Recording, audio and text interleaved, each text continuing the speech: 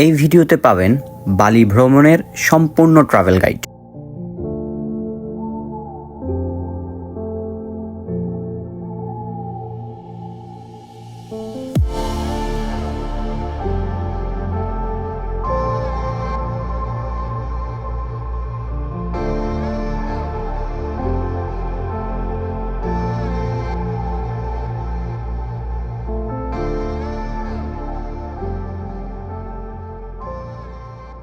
আমি থেকেছি মাত্র $8 সুন্দর ভিলায়, খেয়েছি $5 সুস্বাদু খাবার, আর দেখেছি $1 অসাধারণ জলপ্রপাত। আমি বালি ইতিমধ্যেই কয়েকবার ঘুরে দেখেছি, আর এবার আমি নিয়ে এসেছি ইন্টারনেটের সবচেয়ে স্বয়ংসম্পূর্ণ ও ইনফরমেটিভ বালি ট্রাভেল গাইড। এই ভিডিওতে পাবেন ঘোরার সেরা জায়গা, থাকার সেরা এলাকা আর খাওয়ার সেরা খাবার। সবকিছু যেন আপনার বালি ইন্দোনেশিয়ার ট্রিপ যেন হয় একদম perfect. Alright guys, without wasting any time, let's explore বালি।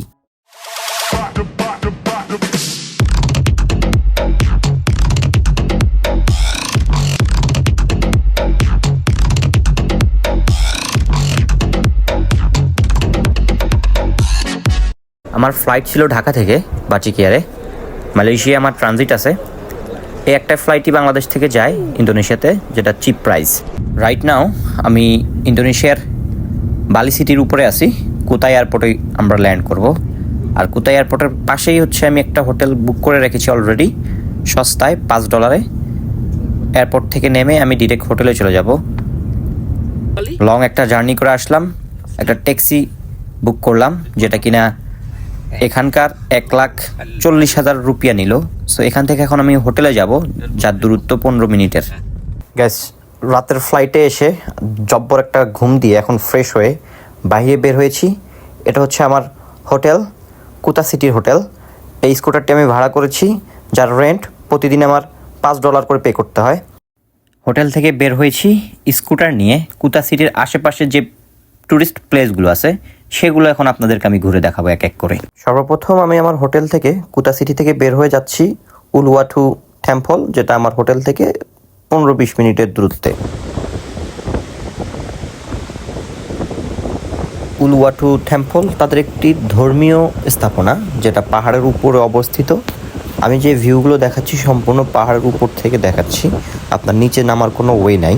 তবে পাহাড়ের উপর থেকে ভিউগুলো খুবই সুন্দর। ইভেন কি এখানের যে দক্ষিণা হাওয়াটা, এখানে আপনি আসলে আপনাকে মুগ্ধ করবে, তার ভিউ, বাতাস, প্রাকৃতিক।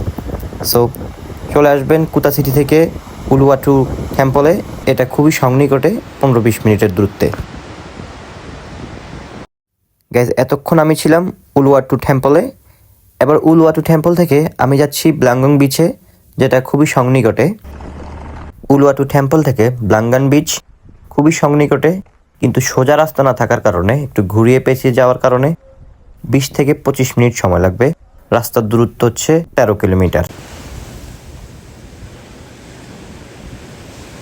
ব্লাঙ্গান বিচের পানিগুলো খুবই ক্রিস্টাল, আর এখানে ক্রাউড নেই, খুবই নিরিবিলি। যারা নিরিবিলি বিচ পছন্দ করেন তাদের জন্য এই বিচ। এখানে আসতে পারেন, আপনার মুহূর্তটা সুন্দর কাটবে।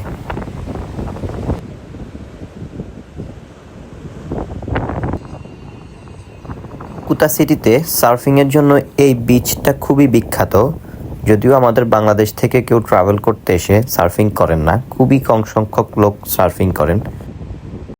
অলরাইট গাইজ, এখন আমি ব্যাক করব কুতা সিটিতে, দেন আমি যাবো হচ্ছে কুতা বিচে। ব্লাঙ্গান বিচ থেকে কুতা সিটিতে যেতে স্কুটারে অ্যারাউন্ড 40 থেকে 45 মিনিট সময় লাগবে। আমার হোটেলের কাছেই হচ্ছে কুতা বিচ।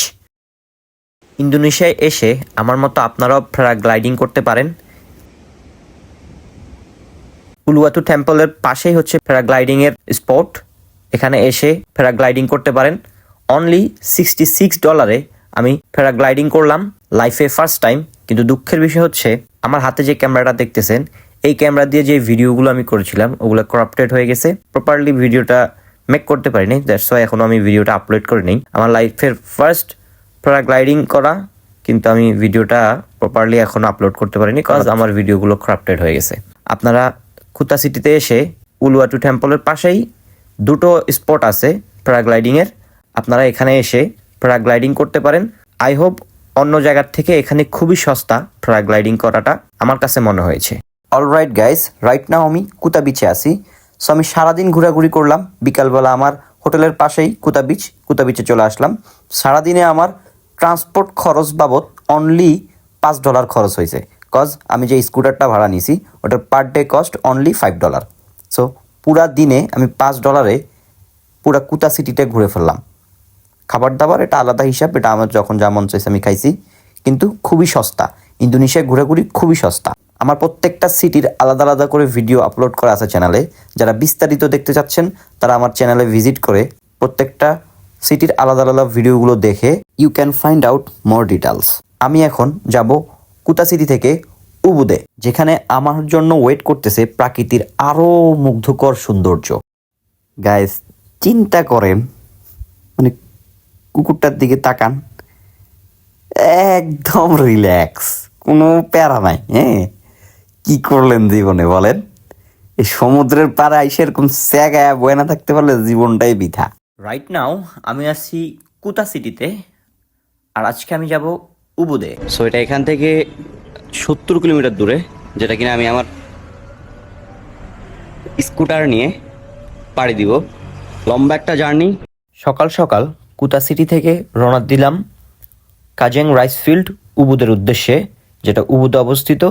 আর আজকে আমি পুরো উবুদ শহরটা ঘুরবো, ইভেন কি উবুদে আমি আজকে স্টে করব। সো আমি এখন যাচ্ছি উবুদ শহরে, যেটা কিনা এখান থেকে 70 কিলোমিটার দূরে, অ্যারাউন্ড 2 ঘন্টা লাগবে আমার স্কুটার চালিয়ে যাইতে। অলরাইট গাইস, দীর্ঘ 1 ঘন্টা 45 মিনিট স্কুটার চালিয়ে চলে এলাম কাজেং রাইস ফিল্ডে। এখন টিকিট কেটে এন্ট্রি করব, নিচে গিয়ে কাজেং রাইস ফিল্ডের ভিউ তোমাদেরকে দেখাবো। এন্ট্রি বাবদ টিকিট প্রাইস নিল 25,000 রুপিয়া। স্কুটারটাকে পার্কিং করার জন্য নিল 5,000 রুপিয়া। এই যে দোলনা দেখতেছেন, মেয়ে মানুষ এটাতে বসে ফুইং করে ফ্লাই করে, এটার রেন্ট 1 লাখ রুপিয়া, ইন্দোনেশিয়ান রুপিয়া। সো আপনিও যদি আপনার পার্টনারকে সাথে নিয়ে আসেন তাহলে এই দোলনাতে বসিয়ে ফুইং করে সামনে একবার ধাক্কা দিবেন, সে নেঙ্গুর নিয়ে ফুইং করে এরকম করে উড়াল দিয়ে চলে যাবে। মেয়ে মানুষের জিনিস এটা, ওকে।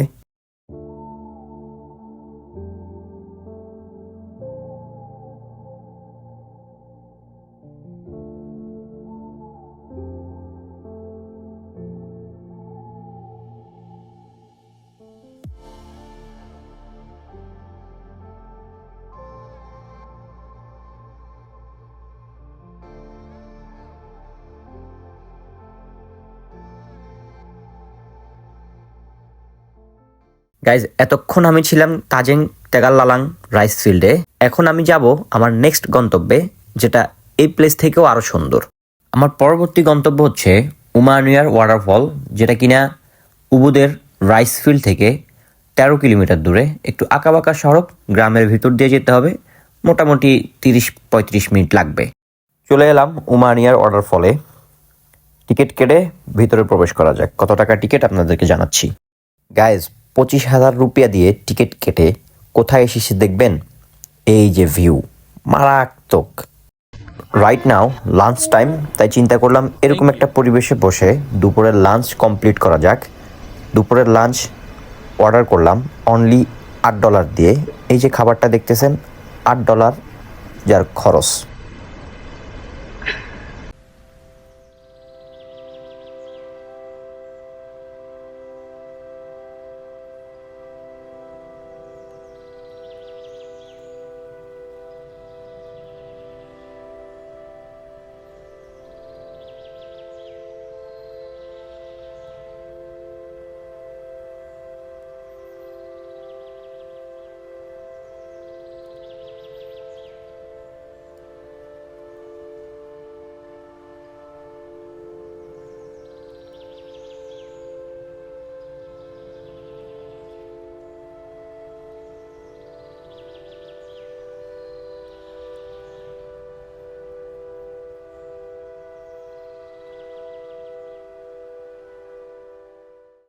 আলহামদুলিল্লাহ খুবই সুন্দর একটি পরিবেশে দুপুরের লাঞ্চ কমপ্লিট করলাম। এখন এই প্লেসটি পরিত্যাগ করে আমি আমার নেক্সট গন্তব্যের দিকে রওনা হব। আমি এখন যাচ্ছি সাতরা কফি প্ল্যান্টেশন নামে একটি প্লেস, যেটা কিনা 2-3 মিনিটের দূরত্বে। চলে আসলাম সাতরা কফি প্ল্যান্টেশনে। আসার সাথে সাথেই এই ভদ্রমহিলা আমাকে রিসিভ করলো, তাদের বাগানে প্রবেশ করালো, ইভেন কি তাদের বিভিন্ন রকমের কফি আমাকে টেস্ট করতে দিল। এটার ডিটেলস ভিডিও দেখতে হলে আমার চ্যানেলে গিয়ে অলরেডি পুরো ভিডিও আপলোড করা আছে, দেখে নেবেন। গাইস, তারা আমাকে 14 রকম টেস্টের চা কফি প্রদান করে, যেটা টেস্ট করে আমি স্বাদ নিচ্ছিলাম। সো আমি এখন এই প্লেস থেকে আমার পরবর্তী প্লেসে উদ্দেশ্যে রওনা দিব। অলরাইট গাইস, রওনা হব আমার পরবর্তী স্পটের উদ্দেশ্যে।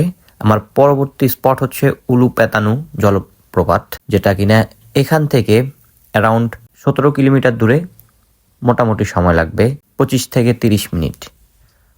সারাদিন স্কুটার চালাচ্ছি, ফুয়েল এক প্রকার শেষ, তাই চিন্তা করলাম ফুয়েলটা ফুল করে নিই। তাই ফুয়েল রিফিল করে নিলাম, রাস্তায় যেন কোনো প্রকার টেনশন কাজ না করে, কজ ফুয়েল থাকবে, স্কুটার চলবে, সারাদিন ঘোরাঘুরি হবে। অলরাইট গাইস, চলে আসছি আমার উলুপেতানু ওয়াটারফলে। টিকিট নিয়ে নিলাম, এখানে টিকিট না, সিল মেরে দেয় হাতে। 15,000 রুপিয়া দিয়ে টিকিট কাটলাম। এখন ভিতরে গিয়ে আপনাদেরকে উলুপেতানু জলপ্রপাতটা দেখাবো। আমি আবারও বলি, প্রত্যেকটা সিটির ভিডিও পার্ট বাই পার্ট আমার চ্যানেলে আপলোড করা আছে। আপনি চাইলে ডিটেলস সহকারে একটা একটা করে সবগুলো ভিডিও দেখতে পারেন। এখানে $1 ইন্দোনেশিয়ার 16,500 রুপিয়া। সো সেই হিসাবে প্রত্যেকটা প্লেসে ঢুকতেই আপনার 50 সেন্ট বা $1 করে খরচ হচ্ছে। খাবার দাবার $5 ভিতরে হয়ে যাচ্ছে, খুবই চিপ।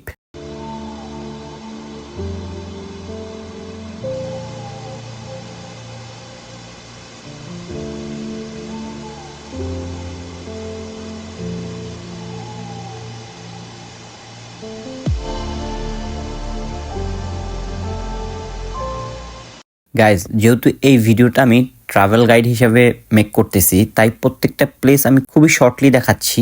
কারণ আমি যদি ডিটেলসে বলতে যাই তাহলে ভিডিও লং হয়ে যাবে। আমি অলরেডি প্রত্যেকটা প্লেসের ভিডিওই একদম বিস্তারিতভাবে আমার চ্যানেলে আপলোড করা আছে 1 বাই 1। তাই আমি জাস্ট শর্ট করে ট্রাভেল গাইড হিসেবে এই ভিডিওটা মেক করলাম, যেন আপনাদের বোরিং না লাগে। ইভেন কি আপনারা পুরো বালি শহরে কোথায় কোথায় ঘুরবেন খুব সহজে ক্যাচ করতে পারেন। অলরাইট গাইজ, আমি এখন খুব সুন্দর একটা গ্রামীণ পরিবেশের ভিতর দিয়ে যাচ্ছি। আমার পরবর্তী প্লেস হচ্ছে সিক্রেট মানকি ফরেস্ট, যেটা এই প্লেস থেকে 8 কিলোমিটার দূরে। সময় লাগবে around 15 minute. Alright guys, scooter parking করে ঢুকে পড়লাম ভিতরে। পার্কিং চার্জ নিল 5,000 রুপিয়া। এখন দেখি এই প্লেসে ঢুকার জন্য টিকিট প্রাইসটা কত, দেখা যাক। ও শেট, 1 লাখ রুপিয়া নিল এই মানকি ফরেস্টে এন্ট্রি টিকিট। মানে এই অবধি সবচেয়ে এক্সপেন্সিভ এন্ট্রি টিকিট, অ্যারাউন্ড $6.6। মানে ওকে, ভিতরে কি আছে, পরিবেশ কেমন, চলেন আপনাদেরকে দেখাই।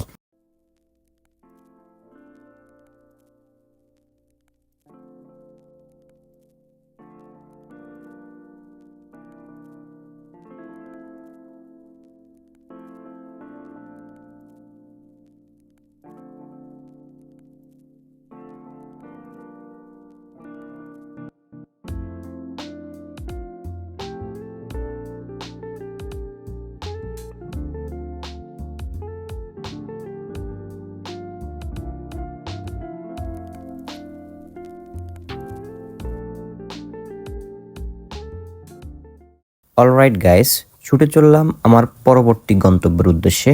আমার পরবর্তী গন্তব্য হচ্ছে টুকাতসেপুং ওয়াটারফল। এই প্লেসটা এতই সুন্দর, পার্সোনালি আমাকে খুবই আকৃষ্ট করেছে। আমি মুগ্ধ এই প্লেসের সৌন্দর্যতে। সো আমি যাচ্ছি টুকাতসেপুং ওয়াটারফল, যেটা কিনা মানকি ফরেস্ট এরিয়া থেকে 4 কিলোমিটার দূরে। অ্যারাউন্ড 10 মিনিট লাগবে আমার। অলরাইট গাইস, চলে এলাম আমার পরবর্তী গন্তব্যে। এখন টিকিট কেটে সেই আবার পাহাড় বেয়ে নিচে নেমে আপনাদের এই সুন্দর প্লেসটি দেখাবো। So let's go.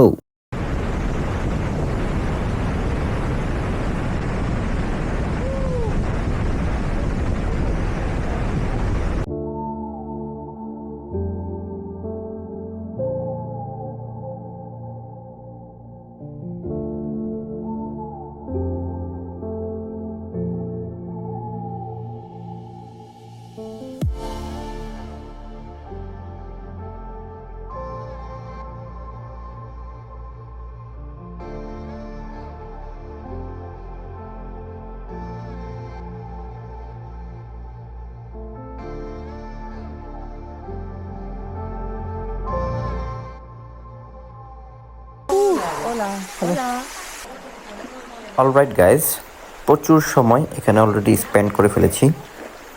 Lunch time already শেষ। আমার স্টিল প্রচণ্ড ক্ষুধা লেগে আছে। আমি এখন উপরে যাব, একটা রেস্টুরেন্টে বসে দুপুর লাঞ্চটা সেরে ফেলবো, যদিও দুপুর ঘনিয়ে এখন বিকাল চলে আসছে।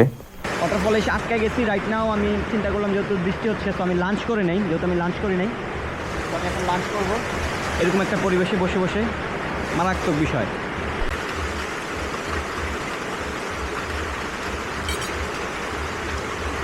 খাবারটা অসাধারণ, প্লেসটাও অসাধারণ। তো অসাধারণ অসাধারণ মিলে গেছে। আমি এখন খাই, খাওয়ার পরে ভিডিওতে ব্যাক করতেছি।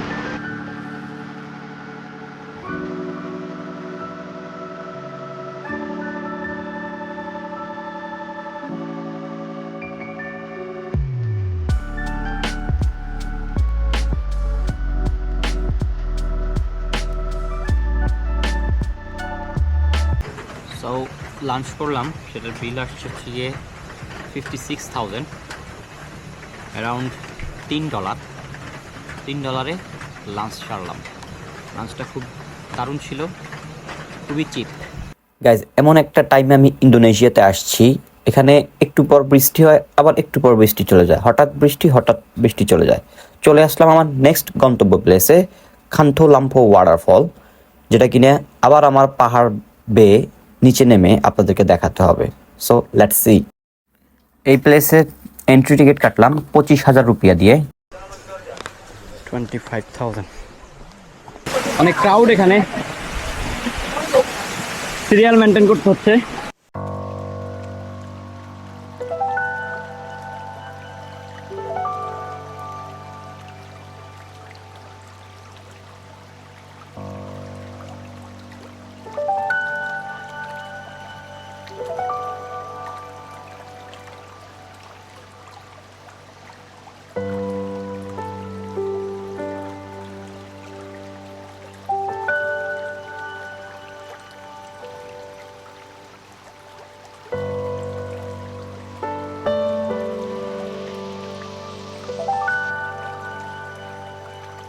এখান থেকে ঝর্ণার ভিউটা খুব সুন্দর আসতেছে। তো এখন মনে হচ্ছে যে না, আমি যে কষ্ট করে আসলাম, এসে যে টিকিট কেটে ঢুকলাম, মানে টাকা উসুল, শ্রম উসুল। অলরাইট গাইজ, ওয়েদার মোটামুটি আবার ক্লিয়ার হয়ে এসেছে। সারাদিন আমি উবুদ শহরটা ঘুরলাম। এখন আমি যাব উবুদ থেকে প্রায় 68 কিলোমিটার দূরে মাউন্ট বাটুর সানরাইজ পয়েন্টে, যেটা এখান থেকে 68 কিলোমিটার দূরে, মোটামুটি 1 ঘন্টার মতো সময় লাগবে। অনেক বৃষ্টি হচ্ছে, তাই আমি এখানে দাঁড়ালাম কিছুক্ষণ বৃষ্টি থামার অপেক্ষায়। মানে কি একটা অবস্থা, বৃষ্টি আমার পিছুই ছাড়ে না, যেখানেই ঘুরতে যাই শুধু বৃষ্টি। গাইজ, রাইট নাও 5:06, এখনও সূর্য ওঠে নাই। আমি যাচ্ছি মাউন্ট বাটুর সানরাইজ পয়েন্টে। সো সূর্য উঠবে, সেই মুহূর্তটা এনজয় করব। দ্যাটস ওয়াই তো সকাল সকাল উঠা, রেডি হওয়া। So let's go. আমি সিটি থেকে অনেক দূরে, প্রায় 80 কিলোমিটার দূরে এখানে এসে এই হোটেলে উঠেছি। হোটেলের ভিউটা আমি কালকে সকালে দেখাচ্ছি।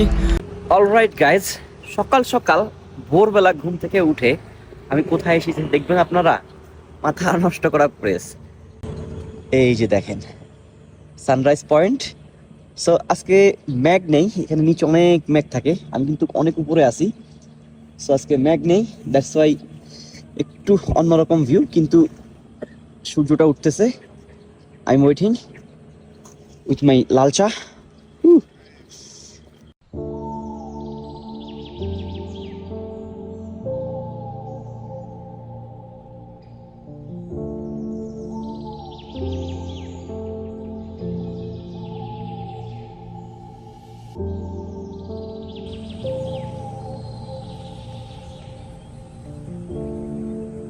লাইফে ফার্স্ট টাইম কোনো একটা সানরাইজ পয়েন্টে আসছি। সূর্য মামা অল্প একটু দেখা দিয়ে মেঘের ভিতরে ঢুকে গেছে। স্টিল ওয়েট করতেছি যদি সূর্যটা বের হয়, মানে প্রপারলি ভিউটা নিতে পারি নাই, আফসোস থেকে যাবে। তবে যতটুকু দেখছি, যতটুকু নিছি তাও পারফেক্ট, কিন্তু পরিপূর্ণ হইলেও সুন্দর হইতো আর কি। এই যে দেখেন ওয়েদার এতটা খারাপ, যদিও কালকে বৃষ্টি হয়েছে, প্রচুর বৃষ্টি হয়েছে। তো আজকে বৃষ্টি হচ্ছে না। যদি আজকে বৃষ্টি না হইতো, এই যে লেকটা দেখতেছেন না, লেকের উপরে মেঘ ভরা থাকে, কিন্তু আজকে মেঘ নেই, মানে ব্যাড লাক আর কি। যাই হোক, তাও পারফেক্ট আলহামদুলিল্লাহ। এখন আমার ড্রোনটা ফ্লাই করাবো।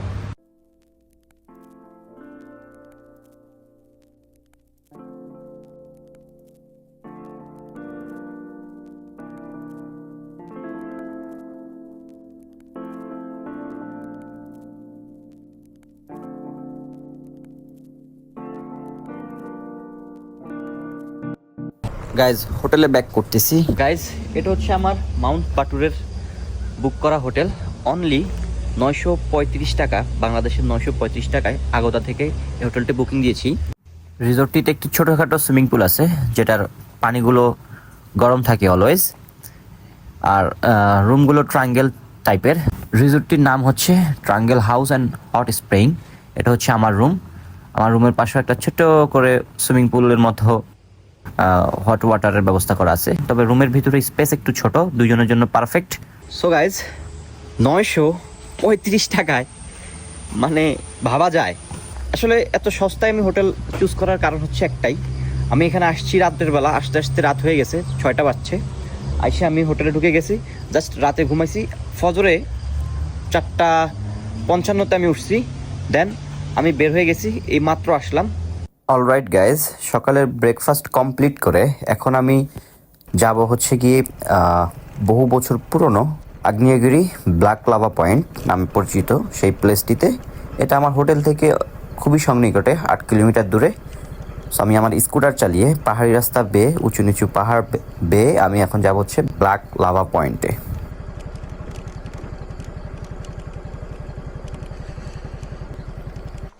গাইজ, রাইট নাও আমি ব্ল্যাক লাভা নামে একটি পাহাড়, এই পাথরগুলো দেখতেছেন না, এগুলো সব কিন্তু লাভা ছিল এক সময়।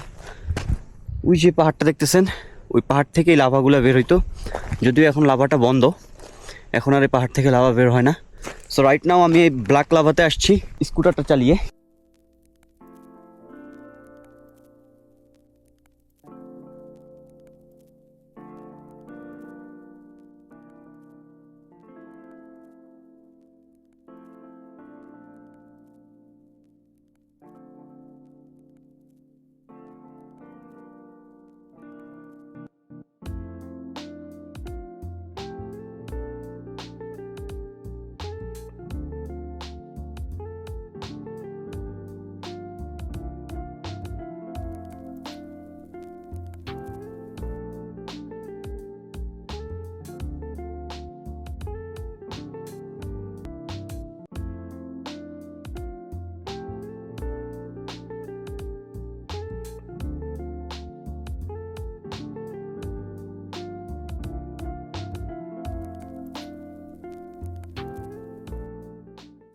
এখন আমি যাব আমার নেক্সট স্পটে, সেটা হচ্ছে এমফুপু ক্যাম্প। এতক্ষণ পাহাড়ের উপর থেকে যে লেকের ভিউটা দেখতেছিলেন, আমি এখন সেই লেকের সামনে যাচ্ছি। আর যে বসতিটা দেখেছিলেন, আমি সেই বসতির ভিতরে আছি। যাই হোক, এখন বিষয় হচ্ছে পরিবেশটা সুন্দর।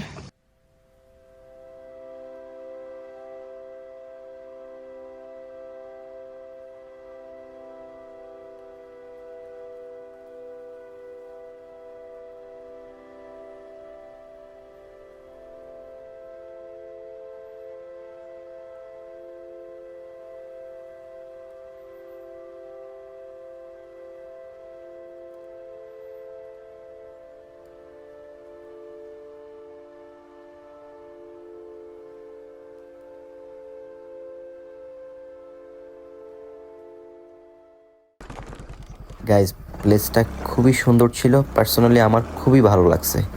আর আমার এরকম ন্যাচারাল পরিবেশ খুব ভালো লাগে। যাই হোক, খুবই নিরিবিলি ছিল, কারণ খুব সকালবেলা আমি এখানে আসছি। এই টাইমে টুরিস্টরা এখনও ঘুম থেকে উঠে নেই। অলরাইট গাইস, মাউন্ট বাটুরে আমি অনলি একদিনের জন্য হোটেল বুক করেছিলাম, কজ এখানে একদিনই পারফেক্ট ঘুরে পুরো এরিয়াটা দেখার জন্যে। রাইট নাও আমি মাউন্ট বাটুর থেকে কুতা সিটিতে ব্যাক করতেছি, যেটা কিনা অ্যারাউন্ড 148 থেকে 50 কিলোমিটার দূরত্বে। সময় লাগবে 2.5 ঘন্টার উপরে। হোয়াটসঅ্যাপ পিপল, রাইট নাও আমি ইন্দোনেশিয়াতে। সো আমি এখন অন্য একটা আইল্যান্ডে যাচ্ছি, গ্র্যাব কল করছি, আসতেছে।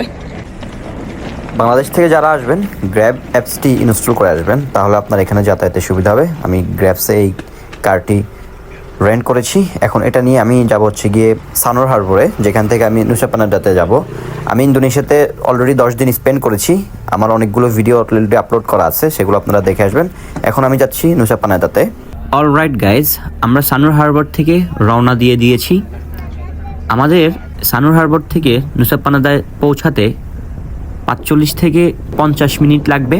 খুবই সানোর হারবার থেকে নুসা পেনিডার বোট ভাড়া নিল পার পারসন 2 লাখ রুপিয়া করে। খুবই স্বল্প সময়ের ভিতরে আমরা চলে আসলাম নুসা পেনাদা আইসল্যান্ডে। এখন আমরা নুসা পেনাদাতে আসি। আমি এখন আমার লাকিজ নিয়ে এখান থেকে বেরিয়ে একটা স্কুটার রেন্ট করব, দেন আমার হোটেলে যাব।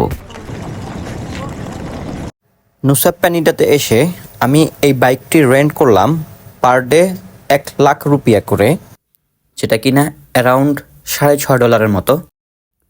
চলে এলাম আমার নুসা পেনিডার হোটেলে। এই মহিলাকে ফলো করতেছি কজ উনি আমাকে আমার রুমে নিয়ে যাবে। এটা হচ্ছে আমার রুম, যার কস্ট পার ডে $10, বাংলাদেশে অ্যারাউন্ড 1300 টাকার মতো। এ হচ্ছে আমার রুম অ্যান্ড এটা হচ্ছে ভিউ। ওয়াও! আমার রিসোর্টের নিচে হচ্ছে রেস্টুরেন্ট। এটা হচ্ছে রেস্টুরেন্টের ভিউ। আর এখানে বসে আমি এখন দুপুরের লাঞ্চটা কমপ্লিট করব। আর এই লাঞ্চের খরচ পড়েছে $7 মতো, যেটা কিনা ভিউয়ের সাথে কোনোভাবেই কম্পেয়ার করা যাবে না।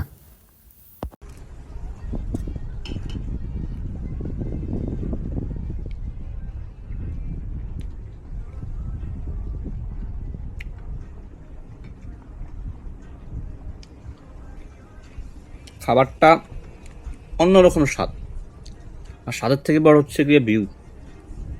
মানে চোখ ভালোভাবে তাকাইতে পারতেছি না, অনেক আলো তো, মারাত্মক ভিউ, শান্তি।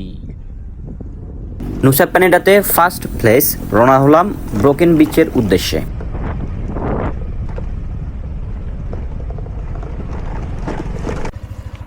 শিট গাইজ, একদম আমার অবস্থা খারাপ। হাত মাস ছিলাই, যে গাছের গুড়িগুলো আছে না, এগুলোর সাথে একদম পুরো ছেঁচড়ায় গেছি। মেইন বিষয় হচ্ছে কি, ক্যামেরাটা হাতে ধরতে গিয়ে আমি এই দুর্ঘটনার শিকার হই। উফ! ড্রেসিং করে নিলাম পানি দিয়ে। এখানে কোনো হসপিটাল নেই আশেপাশে। যতটুকু সম্ভব পানি দিয়েই আমার ময়লাগুলো, পায়ে যে ময়লাগুলো লেগেছিল ওগুলো মুছে নিলাম। আচ্ছা, অ্যাঞ্জেল বিচের পাশে, ব্রোকেন বিচের পাশে। আমরা আগে অ্যাঞ্জেল বিচে যাই। অ্যাক্সিডেন্ট করার পরে রাইট নাও এরকম একটা জায়গায় আসছি। সো এখন একটু ভালো লাগতেছে, জানা শরীরের ব্যথা ভুলে যাওয়ার মতো একটা পরিবেশ।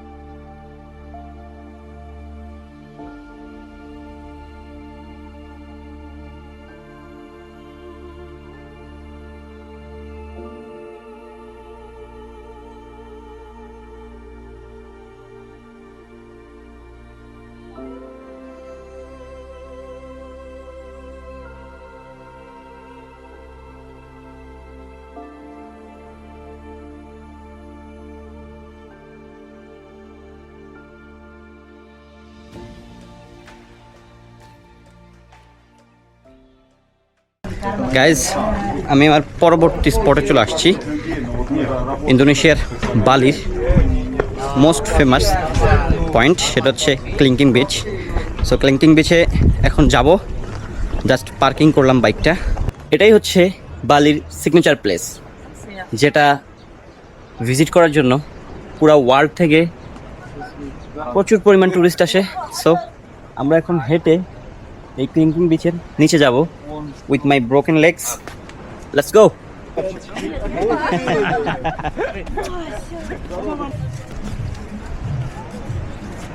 ছিল্লা যাওয়া পানিয়া, আমি টার্গেট নিচ্ছি হচ্ছে গিয়ে এই যে ক্লিকিং বিচের নিচে নামবো।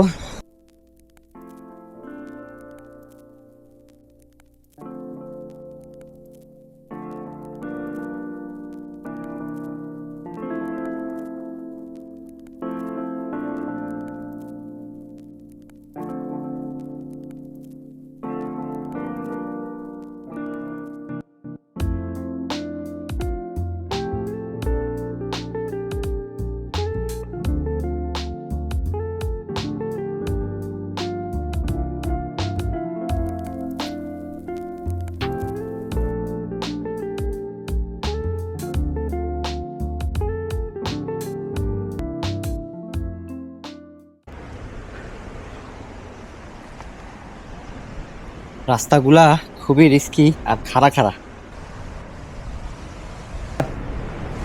জাস্ট এই সিঁড়িটুক নামলেই আমি চলে আসছি ক্লিকিং বিচের একদম নিচে, যেটা কিনা একটা হার্ড ওয়ার্ক বলতে পারেন, এত উপর থেকে এত নিচে নামা।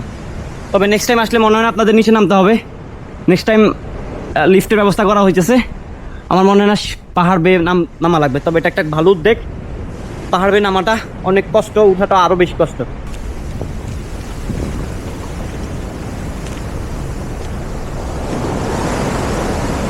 তবে বিচটা দারুণ। সবচেয়ে বেশি আরেকটু ভালো লাগতো যদি আমার পাটা ঠিক থাকতো। লবণাক্ত পানি লাগাতে আমার পা আরও জ্বলতেছে, তাও সব মিলায় ফাইন। অলরাইট।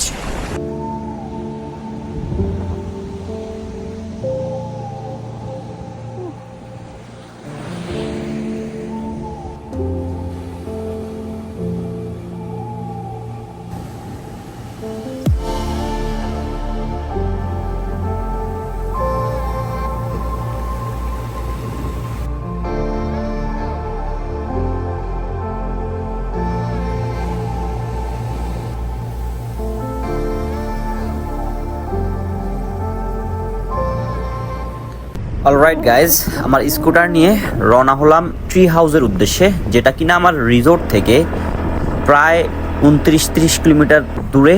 যেটা সময় লাগবে আমার এই পাহাড়ি রাস্তা বেয়ে যেতে 1 থেকে 1 ঘন্টা 20 মিনিট থেকে 30 মিনিট, 1-1.5 ঘন্টা লাগবে।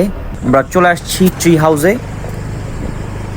এখন জাস্ট বাইকটা পার্কিং করে, এখানে ইন্দোনেশিয়া আসছি থেকে যতবার স্কুটার পার্কিং করছি ততবারই আমাকে এখানে পার্কিং পে করতে হয়েছে। এখানে পার্কিং ফ্রি না, সো এখানেও মেবি পার্কিং এর একটা চার্জ আছে। সো চলে আসছে already parking boy. How much? 5,000 tree house দিছে? Down there. Down there. Okay, thank you. Maybe এখানেও একটা এন্ট্রি টিকিট লাগবে। How much brother? 25. 25 Yes. On water free? Yes. ওহো ব্রাদার। গাইজ, ইন্দোনেশিয়ার যে টুরিস্ট পয়েন্টগুলো আছে এগুলো সবগুলোই হচ্ছে পাহাড়ের নিচে, খাড়া খাড়া পাহাড়ের নিচে। যাদের বডিতে অনেক এনার্জি আছে তাদের জন্যই হচ্ছে ইন্দোনেশিয়ার ট্রিপ। বডি দুর্বল যাদের, তারা ইন্দোনেশিয়ার ট্রিপে আসবেন না। শুধু শুধু উপর থেকে দেখা কোনো রকম মজা পাবেন না। সব টুরিস্ট কি এই ট্রি হাউসে আইসা ভিড় জমাইতেছে, এই জন্যে আমার এই ট্রি হাউসে আসা। মূলত এটা কি জিনিস এখন আইসা দেখি, বাহ ভারী চমৎকার জিনিস, দেখতে সেই সুন্দর। 75K পেমেন্ট করলাম ফর টিকিট। একটা ছবি তোলার জন্য 75,000 রুপিয়া For one person, if you pay payment করলাম। 70.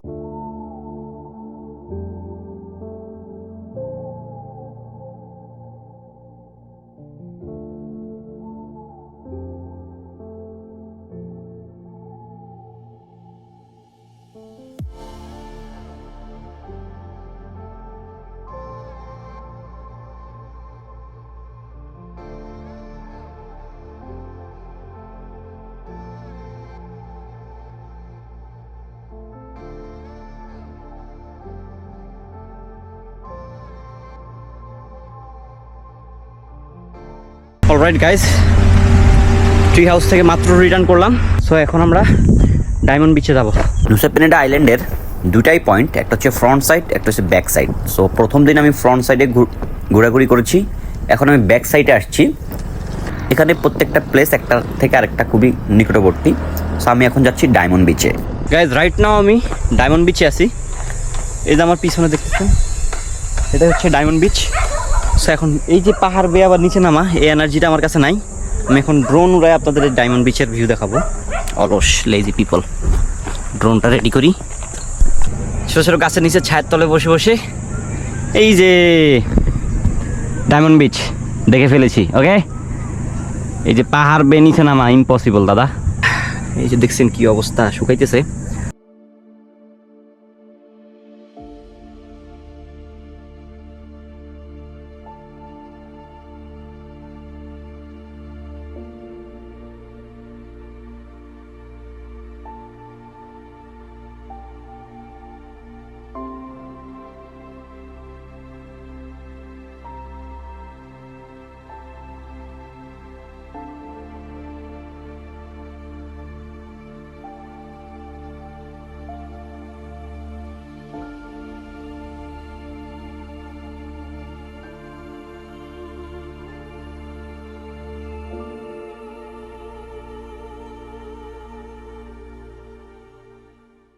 আবারও ছুটে চড়লাম গন্তব্যের উদ্দেশ্যে, কারণ আমার অনেক দূর যেতে হবে।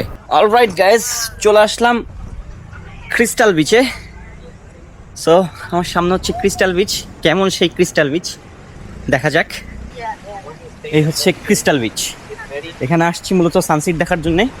ভালোই লাগছে, বিচটা বড় আছে। সবাই বলে এই ক্রিস্টাল বিচ থেকে সানসেট নাকি খুব সুন্দর দেখা যায়। সো আজকে আমি সেই মুহূর্তটা এনজয় করার জন্য এখানে আসছি।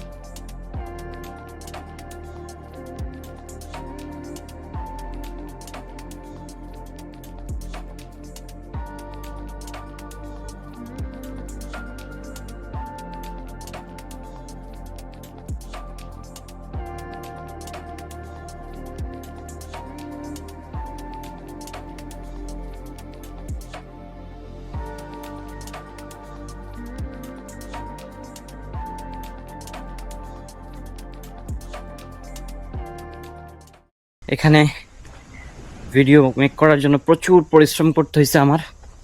এখানে আসার পর আমি রিয়েলাইজ করছি যে আসলে ভিডিও বানানো সো টাফ, মানে কঠিন একটা কাজ, অত সহজ না। জাস্ট কথা বললে যে হবে তা না। অ্যাজ এ ট্রাভেলিং ব্লগ, বিভিন্ন প্লেস ঘুরে ঘুরে পাবলিককে দেখানো চারটিখানি কথা না, অনেক হার্ড পরিশ্রমের ব্যাপার। তোমাকে একটা জিনিস দেখাই, আমার হাত দেখেন, Africa, Europe. So minimum 1 month লাগবে আমার স্কিনের কালার ফিরে আসতে, পূর্বের কালার। আমি কালা কসকুচ্চ হয়ে গেছি। প্রচুর অ্যাক্টিভিটিস এই ইন্দোনেশিয়ায় তোমরা করতে পারবা। একটু কঠিন, পরিশ্রম করতে হবে, পাহাড় বেয়ে বেয়ে নিচে নামতে হবে, এটাই সবচেয়ে কষ্টকর। আসছি থেকেই শুধু সিঁড়ি বাইতে বাইতে আমার পায়ের অবস্থা খুব খারাপ, তার উপরে করছি অ্যাক্সিডেন্ট। তো সব মিলা আলহামদুলিল্লাহ পারফেক্ট। সো তোমরা যদি এরকম সুন্দর সুন্দর কান্ট্রির ভিউ দেখতে চাও, অবশ্যই আমার চ্যানেলের সাথে থাকবা।